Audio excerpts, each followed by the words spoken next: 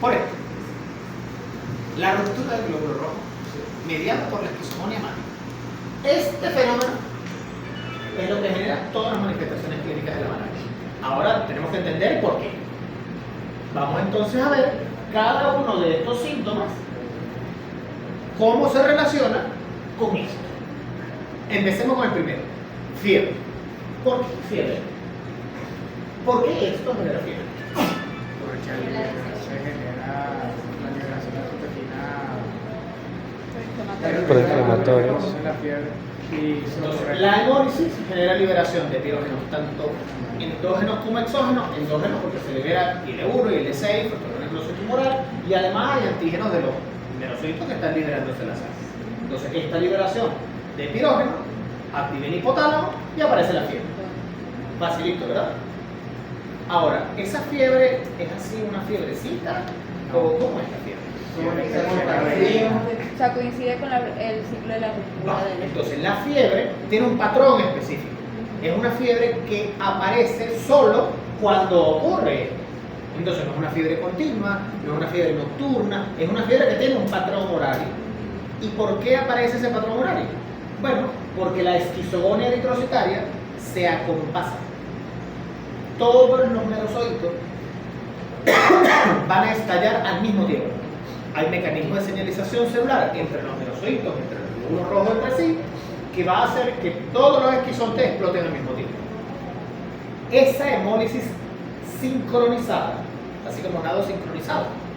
Pero imagínense los merosóitos haciendo así y explotando todos al mismo tiempo.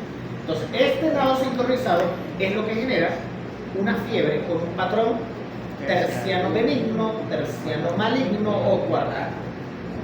¿Quién genera el patrón terciano benigno? Vivas. El terciano maligno, falcíparo. Y la fiebre cuartana, bravo. ¿Ok? Entonces, ¿qué significa eso? Tengo fiebre hoy, el día 1. Al día 2 no, al tercer día sí. Esa es la fiebre terciana. Y la fiebre cuartana es al día siguiente. ¿Ok? ¿De acuerdo? Muy bien. Entonces, ya vimos la fiebre. Ahora, la fiebre tiene además otra característica. No es 38.4. No. Es fiebre 40, 41 de temperatura. Eso tiene un nombre. ¿Cómo se llama? hipertermia. ¿No? ¿Cómo se llama la manera en la cual se presenta el paciente durante ese episodio febril tan alto producto de la hemólisis intravascular? ¿No? El paroxismo palúdico. El paroxismo palúdico es el nombre que se le da a ese ataque de fiebre tan intenso con temblores incontrolables, el paciente pálido, sudoroso, somnoliento, así, que no responde, que parece que está convulsionando. Quien ve una vez un paroxismo palúdico no se le olvida más nunca. ¿Sí? Porque el paciente pierde el control total. No hay manera de que logre controlarlo, porque esta hemólisis es tan masiva, con una liberación tan grande de pirógeno dentro del espacio vascular, que genera esa reacción exagerada de fiebre. ¿Sí? Entonces, la fiebre, así, no me digan, ay, sí, tiene fiebre la malaria, y ya, se va. No, porque es el síntoma más importante de la malaria. La fiebre, la descripción del patrón, la intensidad de los escalofríos y que recibe un nombre especial, que es el paroxismo palúdico, es importante decir. ¿De acuerdo? Segundo, ictericia. ¿Por qué ictericia? Porque por la lisis de los eritrocitos hay aumento de la bilirrubina indirecta. Va, primero se rompió el eritrocito, libera hemoglobina, naturalmente, porque se destripó el glóbulo rojo. Esa hemoglobina va al hígado, se metaboliza y se produce bilirrubina. ¿Esa bilirrubina es directa o indirecta? Directa. Indirecta. La Claro, la directa es cuando está la conjugada. Es bilirrubina indirecta. Bilirrubina indirecta es cuando hay hemólisis intravascular. Entonces, la hiperbilirrubinemia indirecta es el tipo de ictericia que tiene este paciente. ¿Sí? ¿Qué otro dato pudiera ayudarme a definir esa ictericia que es a causa de hemólisis? Acolia. ¿Ah? Acolia. No, aquí no hay apolia. Ese es el dato importante. Es decir, lo importante es que es una ictericia sin obstrucción. Vamos a diferenciarla entonces de la ictericia de la fasciola, por ejemplo, en donde sí había obstrucción de las vías biliares, o por ejemplo de una colecistitis, o por ejemplo de una colangitis, es decir, ahí hay obstrucción de las vías biliares, ¿sí? Y por lo tanto la bilis no se elimina. Aquí el problema no es un problema de eliminación de la bilis, aquí el problema es que está sobresaturándose la capacidad de conjugación del hígado de la bilirrubina y hay una exagerada cantidad de bilirrubina indirecta que no haya para dónde eliminarse y por lo tanto queden grandes cantidades en la sangre, ¿sí? Entonces la hiperbilirrubinemia es a expensas de la indirecta, ¿sí? ¿Algún otro dato que me pueda demostrar que la causa de la hiperbilirrubinemia es hemólisis? Anemia. Anemia. Entonces, si esto se está destruyendo, obviamente van a quedar menos, varios cientos de miles menos en cada episodio de hemólisis sincronizada, ¿sí? Entonces, mientras más paroxismos maláricos haya, por cierto, se dan cuenta que les digo malárico y palúdico. ¿Qué diferencia hay entre malárico y palúdico? Lo mismo. Ninguno, es lo mismo, ¿verdad? Lo mismo es y paludismo. Entonces, paludismo es el nombre común, malaria es el nombre técnico. ¿Qué significa malaria? ¿De dónde deriva etimológicamente la palabra malaria? De mal. Mal, aria. Se pensaba que la gente se contagiaba de esta enfermedad febril importante por oler los malos aires de los pantanos contaminados, supuestamente. Y no eran los malos aires, sino que cuando caminabas por los pantanos, estaba lleno de mosquitos y te picaban los mosquitos. No era el aire. ¿Sí? Perfecto. Entonces, la hemólisis genera no solamente disminución de la masa eritrocitaria, es decir, anemia, sino que además trae como consecuencia ictericia a expensas de la indirecta, de la hiperbilirrubinemia indirecta. ¿Qué más? Va a haber trombocitopenia. ¿Por qué hay trombocitopenia? Porque Y manifestaciones de sangrado con coagulopatía. por la liberación de la eritropoyetina, ¿no? O ¿Por la? Por la liberación, no por la falta de liberación. Liberación o falta de liberación. Vamos entonces a intentar asemejar esto con la leishmaniasis, cosa que también producía fiebre, ¿verdad? Bastante. Y la fiebre de la leishmaniasis era por lo mismo mediadora bioquímica. Inhibía la IL-1, IL-6, factor de necrosis tumoral. ¿Y qué hacían en la leishmaniasis esos factores? Entonces, ¿qué hacen aquí? No se diferencian a plaquetas ni nada. Muy bien. Y aparte va a haber consumo de plaquetas. ¿Ok? Adicionalmente, hay daño hepático por el mismo paludismo, por el mismo malaria, y además va a haber consumo de los factores de coagulación. Y adicionalmente, el hígado va a estar sobresaturado por esa excesiva cantidad de toxinas, interleucina 1, interleucina 6 y factor de necrosis tumoral, que van a sobrepasar su capacidad metabólica. Y además va a haber una excesiva cantidad de bilirrubina que no haya cómo compensar. Es decir, el hígado sobrepasa su capacidad metabólica y su capacidad de síntesis de factores de coagulación. Si no tiene la capacidad de fabricar los factores de coagulación, ¿qué va a pasar? Va a entrar en déficit. Los factores se consumen, no se producen, hay manifestaciones hemorrágicas.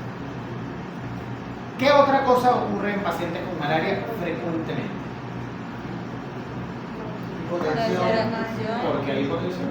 Es que chavo, que les digo, cuando llego aquí me lo encontré tirado en la sala, allí donde está la sillita en la entrada, así tirado en la silla, sudado, pálido, y con 80-40 de presión arterial. ¿Por qué está la hipotensión? Por la vasodilatación. ¿Por qué hay vasodilatación? Producción de óxido Mecanismo de nítrico por los compensación. Porque la malaria es la enfermedad infecciosa aguda que produce más liberación de óxido nítrico de todo.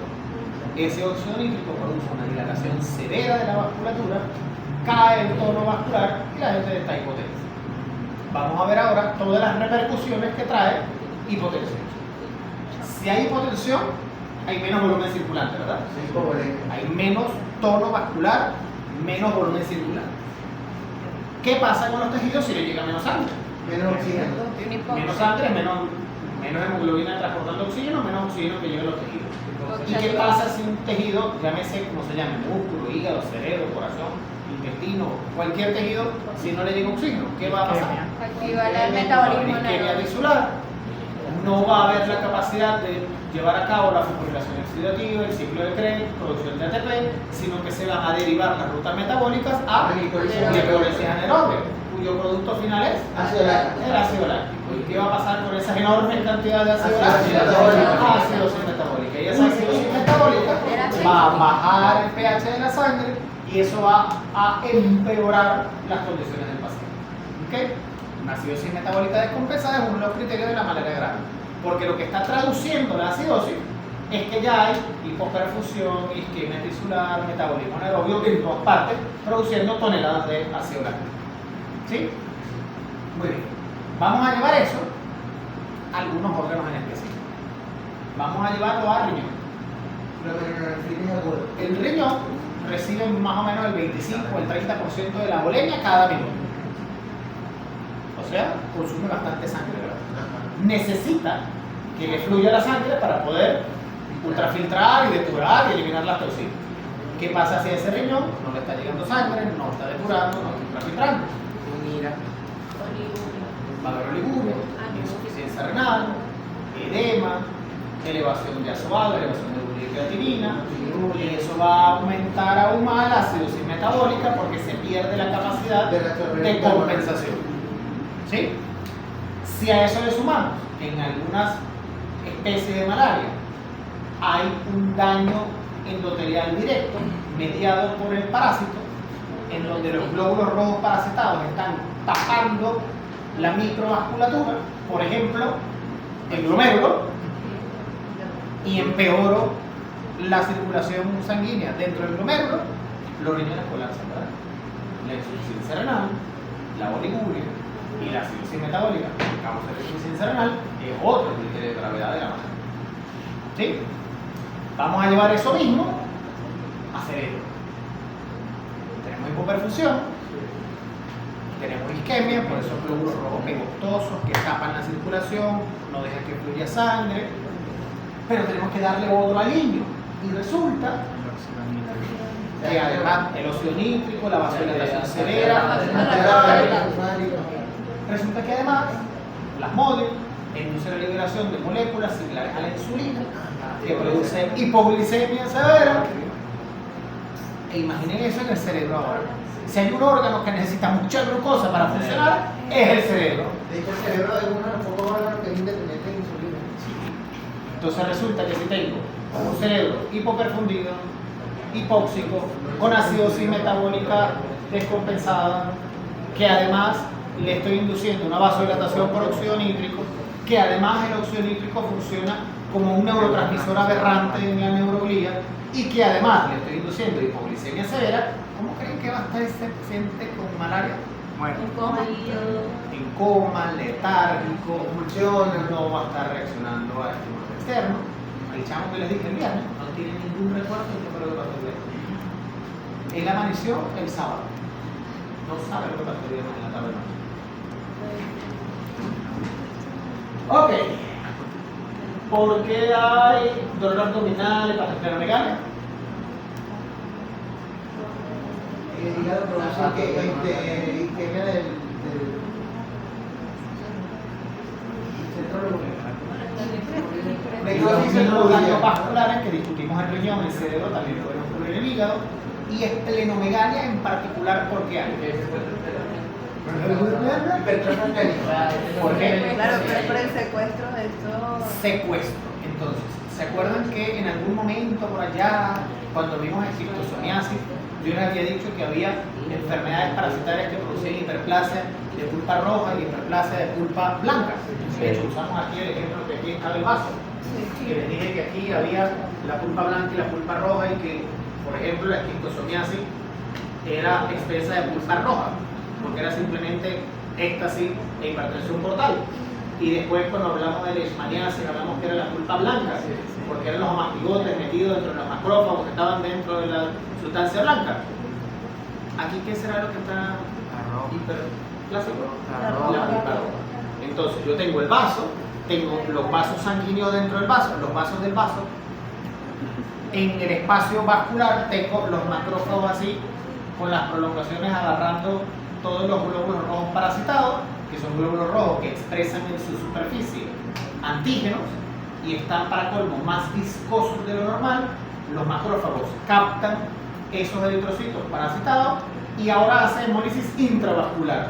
Es decir, si no era suficiente la hemólisis extravascular que hacía el plasmódico, también tengo la hemólisis extravascular que está haciendo los macrófagos dentro de la pulpa roja del vaso. Entonces, ¿qué va a pasar con la pulpa roja del vaso? Se llena de desechos del glóbulo rojo destruidos porque estaban parasitados, ¿sí? Por lo tanto, va a haber esplenomegalia. Y puede haber, digan, esplenomegalia muy grande. Imagínense ahora una profesión, digamos, como un minero, en donde está con taladro neumático, con picos, con palas, metidos en un pozo, con escaleras artesanales, arreglando bombas que tienen que darle así para poder funcionar, peleando entre ellos porque uno se metió con el oro del otro, con un vaso de este tamaño. ¿Qué creen que pase si le dan un puñetazo en ese vaso? Se revienta. Hasta ahí llegó el minero, malaria. Entonces, la ruptura espontánea o provocada del vaso es una de las causas de muerte por malaria grave, por esplenomegalia.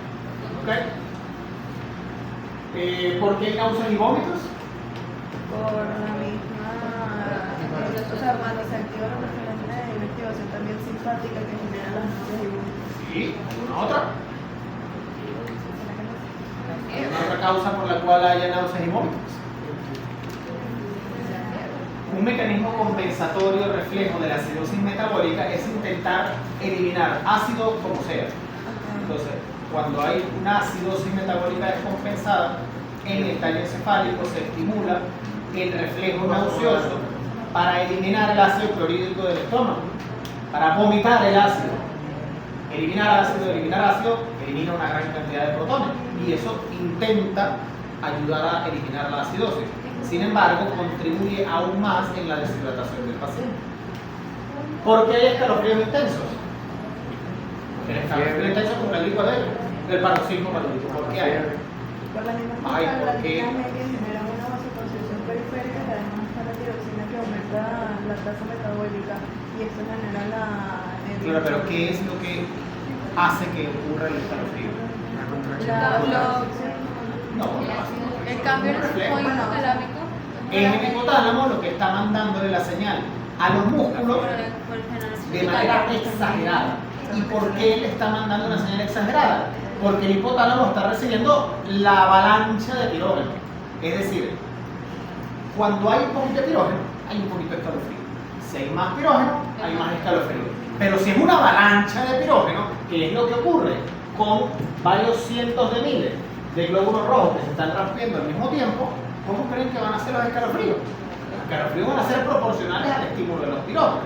Entonces, la respuesta del hipotálamo va a ser proporcional a la magnitud del estímulo que está recibiendo. Eso es lo que genera que esos escalofríos sean muy intensos. ¿Ok? Y la alteración del estado de conciencia, ya la conversamos con la malaria cerebral. ¿Ok? ¿Qué cosa es importante interrogar en los pacientes con malaria? ¿Qué tratamientos ha recibido? Mire, usted en la mina estaba recibiendo tratamiento, tomó alguna pastilla o está tomando algún tecito, algún remedio de algo que le dio alguien para la malaria, o se echó un queroseno en la boca, estuvo poniéndose gasolina. Hay por alguna razón un mito popular que dice que la gasolina, el queroseno o algún hidrocarburo ayudaba a amainar los paroxismos paludismos. Entonces llegan los pacientes con malaria por intoxicación por hidrocarburo, desastre total. O llegan con intoxicación con una planta que se llama raíz de noto o Vixa orellana, que produce unas insuficiencias hepáticas bárbaras. Entonces llegan peor todavía. Hay que identificar grupos de riesgo, por ejemplo, si son pacientes con primoinfección. Siempre los pacientes con primoinfección se complican más que los pacientes que tienen infecciones recurrentes. Embarazadas, pacientes inmunosuprimidos, pacientes que tienen otras comorbilidades como insuficiencia renal, insuficiencia hepática, cardiopatía, etcétera, etcétera. ¿Okay? Pacientes con VIH. Otra cosa importante que hay que saber es cuántas veces han tenido malaria. No es lo mismo tratar un episodio de malaria por vida que 2 o 3 o 4 o 40 o 50. Acuérdense que existe también, así como resistencia antibacteriana, También existe resistencia parasitaria a los medicamentos. ¿Okay? Esto ya lo vimos, que es la exploración física. ¿Qué laboratorio le voy a pedir a un paciente con malaria? Voy a pedir algunas cosas básicas, como por ejemplo una hematología, para ver algunos parámetros fundamentales como cuando tiene hemoglobina, cuando tiene plaqueta.